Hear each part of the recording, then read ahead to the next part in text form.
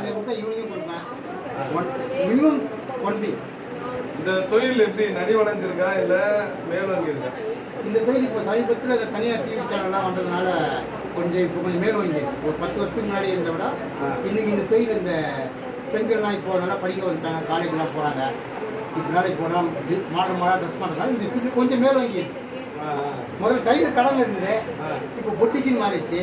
First முடி வெட்டுற கடன் இருந்தது, முடி திருத்தகம்னு. இப்போ பார்த்தீங்கன்னா பியூட்டி பார்லர்னு ஆகிப்போச்சு, அழகு நிலையை மாற்றிட்டாங்க. அந்த மாதிரி டைலர் கடை தான் பொட்டிக்குன்னு மாற்றிக்கிறாங்க. இப்போ மேன் பவர் அதிகமாக இல்லை எல்லாம் மிஷின் வந்துச்சா? இதில் மேன் பவர் இன்னும் 100 வருஷம் ஆனால் பெரிய அளவில் மேன் பவர் வர முடியாது சார். ஏன்னா தையல் நம்ம தான் தைக்கணும், மிஷின் எவ்வளோ தான் தைக்கும். ஒரு வெட்டு போடும், குறிப்பிட்டு சில பார்ட்ஸை மட்டும்தான் பண்ண முடியும். மற்றபடி தைக்கிறதெல்லாம் நம்ம தான் தைக்கலாம். உங்களுக்கு ரெகுலர் கஸ்டமர்னா ஃபேமிலி கஸ்டமர் இருக்காங்க? ஃபேமிலி ரெகுலர் கஸ்டமர் ஒரு 100-200 பேர் இருக்காங்க. நம்ம நல்ல குவாலிட்டி கொடுத்தோம்னா தொடர்ந்து நம்ம கஸ்டமர்ஸ் வருவாங்க.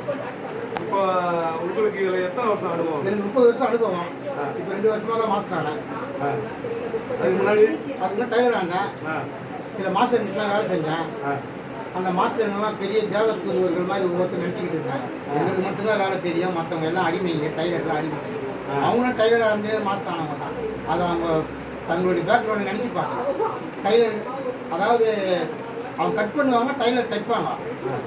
பீஸ் நல்லா இருந்ததுன்னா கிரெடிட் அவங்க எடுத்துப்பாங்க, டெபிட்டை மட்டுமே டைலர் மேலே சாத்திக்குவாங்க.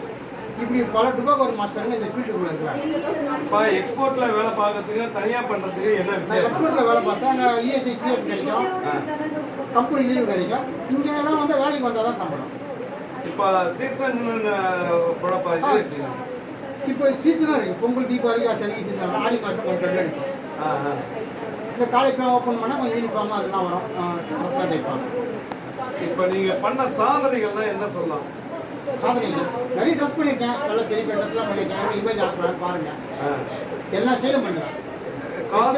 காஸ்ட்லின்னா எவ்வளோ வரையும் பண்ணியிருக்கீங்க? நான் 40,000 ட்ரெஸ் எல்லாம் பண்ணியிருக்கேன். பெரிய பெரிய ஃபேஷன் ஷோக்கு ட்ரெஸ் பண்ணியிருக்கேன். சாதாரண சுமார் குட்டீஸ்லேருந்து பெரியவங்க வரைக்கும் ட்ரெஸ் பண்ணியிருக்கேன். சொந்தமாக வைக்கும்போது என்னென்ன விஷயங்கள் நீங்கள் சொந்தமாக கட்டும்போது வாடகை நம்ம கட்டணும், மற்றவங்க வேலை செஞ்சு அவங்க வாடகை கட்டிப்பாங்க, நம்ம சம்பளம் வாங்கிக்கலாம். இதில் எத்தனை பேருடைய உழைப்பு? எந்த கடையில்? என் கடையில் சொல்லுங்கள். என் கடையில் ஒரு 4 பேர் உழைப்பு இருக்குது. 4 பேருக்கு வேலை இருந்துகிட்டே இருக்குமா? 4 பேர் ஓரளவுக்கு இருக்கும். அந்த மாதிரி இருக்கும். நானே கட் பண்ணுறேன், நானே தைக்கிறேன். எனக்கு 2 உதவியாளர்கள் இருக்காங்க. சின்ன சின்ன ஆல்ட்ரேஷனு, சாரி பால், இந்த மாதிரி சின்ன சின்ன வேலைகளும் அவங்களுக்கு. இப்போ ரெடிமேட் வந்ததுக்கப்புறம் உங்களை மாதிரி ரெடிமேட் வந்ததுனால கொஞ்சம் வேலை பாதிப்பு தான். ஏன்னா நாங்கள் ஒரு சல்வார் செட்டுக்கு 1000 ரூபாய் 750 ரூபா வாங்குவோம். ஆனால் அதே வேலையில் ரெடிமேடில் ட்ரெஸ்ஸை வைக்கிறேன். புரியுதுங்க சொல்கிறது? இப்போது நான் ஒரு ட்ரெஸ்ஸுக்கு என்ன சார்ஜ் வாங்குறேனோ அந்த சார்ஜுக்கு ட்ரெஸ் விற்கிறாங்க ரெடிமேட். எல்லாமே பார்த்தீங்கன்னா நீங்கள் அதை ரெடிமேடு அந்த ரேட்டு தானே. இன்னும் 1000 ரூபா கேட்குறீங்க, 750 கேட்குறீங்க. அதே சரவணா ஸ்டோரில் போனால் அதே ரேட்டில் ட்ரெஸ் விற்கிறாங்க, தங்க விட்டுருங்க. இது கூட மாலை தான் வைக்குது ரெடிமேட். போட்டி இருக்க தான் செய்யும். இப்போ அப்டேட் பண்ணுறதெல்லாம் உண்டா உங்களுக்கு? அதாவது புதுசான விஷயங்கள் கொண்டு வர புதுசாக வரும்போதே ஃபஸ்ட்டு நாங்கள் தான் டிசைன் காட்டுவோம். இப்போ கஸ்டமரே டிசைன் காட்டுறோம். கஸ்டமரே டிசைனோட வரும்.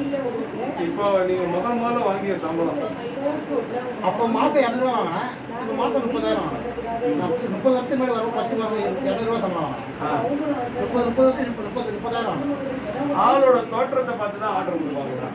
ஆளோட தோற்றத்தை பார்த்து போக முடியாது, நம்ம செய்கிற வேலையை பொறுத்து தான் கொடுப்பாங்க. சினிமா கிடையாது. அப்படி பார்த்தா தனுஷ் ஜெயிச்சுப்பாரா, சிந்து தோத்துட்டாருல, அழகாக வச்சுக்கல, அழகாக இருந்தால் மட்டும் பீஸ் வச்சுருவாங்களா?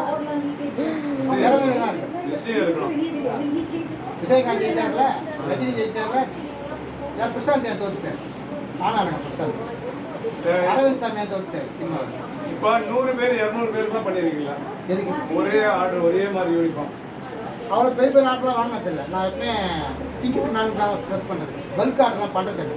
அதுக்கான எனக்கு கடுமையாக உழைக்கணும், அந்தளவுக்கு என்னால் பண்ண முடியாது. ஏன்டான்னா என்னால் வந்து முக்கியமாக அந்த கஸ்டமர் ட்ரெஸ் தான் பண்ணுவேன். 2 ட்ரெஸ் 3 நம்மளுக்கு கொடுத்து சாம்பிளே இருக்கும். அந்த வேணாம் வெஸ்டர்னு இந்த மாதிரி தைச்சிருந்தேன். பல்க் ஆர்டர்லாம் பண்ண மாட்டேன். தூக்கம் இல்லாமல் இருந்திருக்கீங்களா? சுகர் வந்தது நான் தூங்குறதே இல்லை. நைட்டு மாத்திரை போட்டாலும் தூக்க வர மாட்டேன். சர்க்கரை 2 தான் தூங்குவேன். இந்த தொழிலில் டயர்டு வருமானம் அதுக்கு என்ன பண்ணுறது? அதுக்குள்ள வேலை செய்யாமல் இருந்தால் வீட்டில் சோறு கிடைக்குமா? சம்பளம் கிடைக்கும். கவர்மெண்ட்டில் வேலை செய்யலாம். செஞ்சது தானே வேலை. அப்புறம் இந்த மாஸ்டர் பற்றி கேட்டேன் லைனில். இந்த ஃபீல்டு நிறைய உட்படாமல் போனது காரணமே இங்கே இருக்கிற கட்டிங் மாஸ்டர். எல்லாம் புறம்போக்கு முள்ள மாதிரிலாம் கட்டிங் மாஸ்டர் ஆகிட்டான். நல்ல போகிற கட்டிங் மாஸ்டர் வேலையே வெட்டவே தெரியாது. கேட்டால் கட்டிங் மாஸ்டர் இருக்கான், தைக்கவே தெரியாது. அவன் டைலர் இருக்கான். அவங்கெல்லாம் அந்த ஃபீல்டு கூட வச்சாங்க. இன்னும் கொஞ்ச நாள் தான் தலைமுறை. அப்புறமேலாம் இந்தியாவில் தான் வரணும். இந்த ஃபீல்டு நிறைய மாஸ்டர் புது நியூ ஜென்ரேஷன் இந்த ஃபீல்டு வரதை பார்த்துருக்கீங்க. நீங்கள் 20 வயசு பையன் எங்கன்னா டைலர் வேலை பார்த்துருக்கீங்க. நீங்கள் நம்ம தமிழ்நாடுல 20 வயசு லேடிஸ் பார்த்துருக்கீங்க, துணி தைக்கிற லேடிஸ் பார்த்துருக்கீங்களா? எல்லாம் இன்ஜினியரிங் காலேஜ் முடிச்சுட்டு வேறு வேலைக்கு தான் போகுது. இந்த தொழில் யாரும் வரமாட்டாங்க. வராங்க டிசைனருங்க வராங்க, டிசைனருங்க வராங்க. ஒரு 6 மாதம் கோர்ஸ், 1 வருஷம் கோர்ஸ் கற்றுன்னு அடிச்சு வச்சுன்னு இருக்காங்க. தெருவா கடை கடையாக போய் உட்காந்து 20,000 சம்பளம், 15,000 சம்பளம். டிசைனர் கேட்டால் 6 மாதம் என்ன பண்ணுறீங்க? கட்டிங் கற்றுனா ஒரு அடிக்கு சம்பளமாக கிடச்சிருக்கோம். இப்போ படம் வரி தெரிஞ்சால் போதுமா? வண்டி கொடுத்தா போதும். தைக்க வேணாமா? வெட்ட வேணாமா? இன்ஜினியர் வர மாதிரி வந்துடுறாங்க. எப்படி இன்ஜினியர் அதிகமாகிட்டான் நாட்டில்? கொத்தனார் இருக்கான், இன்ஜினியர் இருக்கான். கொத்தனாரை விட தமிழ்நாட்டில் இன்ஜினியர் அதிகமாக இருப்பான், பில்டிங் இன்ஜினியர். அந்த மாதிரி இப்போ டைலரை விட டிசைனர் அதிகமாகிட்டான். ஆனால் உங்கள் கம்பெனி, உங்கள் கடையோட பேர் என்ன? ஆர்ச்சிக் ஃபேஷன் வெளியே போர்டு இருக்கான், ஃபோட்டோ எடுத்து. சரி சரி. உங்கள் நம்பர் உங்கள் நம்பர் சொல்லுங்கண்ணா. Phone number 9566147032. நான் ஒரு யூடியூப் சேனல் வச்சுருக்கேன்.